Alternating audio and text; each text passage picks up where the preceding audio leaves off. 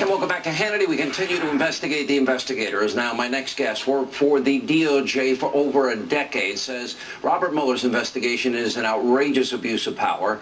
Now, she is the author of License to Lie, Exposing Corruption in the Department of Justice. Former federal prosecutor Sidney Powell joins us, as well as Fox News legal analyst Greg Jarrett. So the LA Times, Sidney, had this piece. It was brutal to Robert Mueller. Andrew Weissman has the single worst record when you look at Merrill Lynch, Enron, Arthur Andersen. Tens of thousands of people lost their job. A 9-0 Supreme Court reversal of what he did.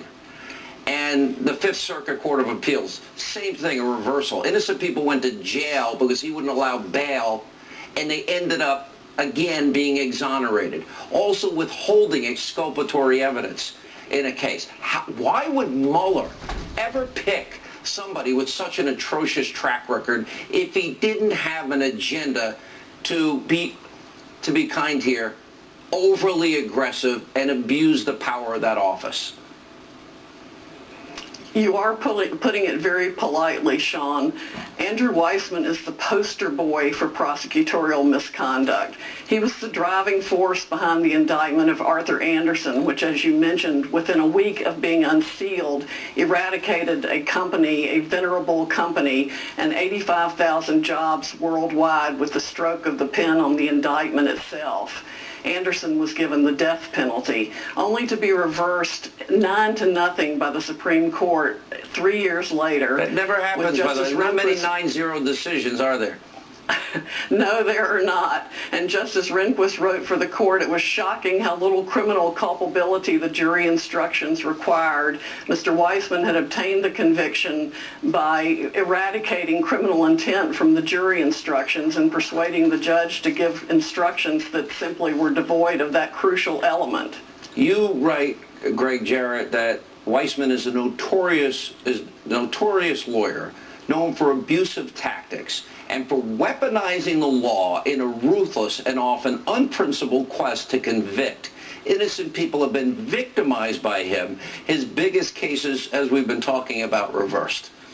Yeah, I mean, I think about all the people, tens of thousands of people who lost their jobs because of that man right there over absolutely nothing. And the Merrill Lynch employees who were incarcerated, some of them in solitary confinement before the Fifth Circuit released them. Yes, for nothing. I mean, this is a man who has been accused of threatening witnesses and hiding exculpatory evidence. It is unconscionable. It is unethical. How does he even have the ability to practice law? Because there is a syndicate going on within the Department of Justice. Let's call it a cartel, the equivalent of the mob. It's composed of that man, Andrew Weissman, Robert Mueller, James Comey, who has now lost his job, and Rod Rosenstein, who's the Deputy Attorney General. And the fact that all four of them are involved in the Trump-Russia investigation, it should be a cause for concern for every American. Nobody, Sidney, seems to know the power of a prosecutor before a grand jury. We know you can indict a ham sandwich. Why did Mueller pick this team? Obviously, he picked partisan Democrats. We've highlighted that. But picking a guy that is usually ruthless, unprincipled, perhaps even unethical tactics? Why would Mueller do that if he didn't have an agenda here and knowing this guy's background? Because Weissman is the perfect tool for Mr. Mueller to do exactly what he wants to do. Weissman has a very long history of this, and he and Mueller go way back. They've been working together for at least 20 years. Rosenstein worked for Mueller back in 1990 through 93. Comey has worked with Mueller. They are part of what I call a corrupt cabal of former prosecutors and now current prosecutors again, who are willing to do whatever it takes to achieve whatever they want to achieve. And they define that themselves, not by the facts, but by whatever their goal is. And the willing tactics to win at any cost. We'll give you a get-out-of-jail-free card. Just tell us what we want. That doesn't necessarily You're even going have to to be tell true. us this, and that, or you're going to be indicted. Let me go to you. You make the connection between Rosenstein and Comey and Mueller and Weissman. This deal like best BFFs. They are. All of them. And, you know, as I say, it's sort of an illegal syndicate that's acting under the guise of the law. How can this happen in the United States of America, Greg?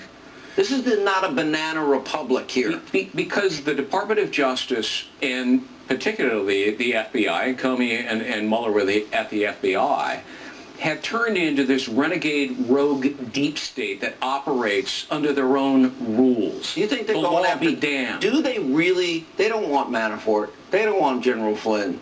They want Trump.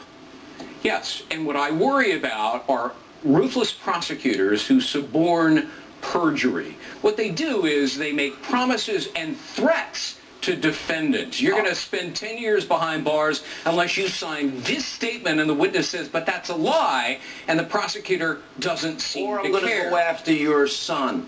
It's extortion. It's bribery. When they do it, it's legal. When you and I do it, it's illegal. It's got to stop. Sidney, last word. Do you agree with all that? I do agree with that.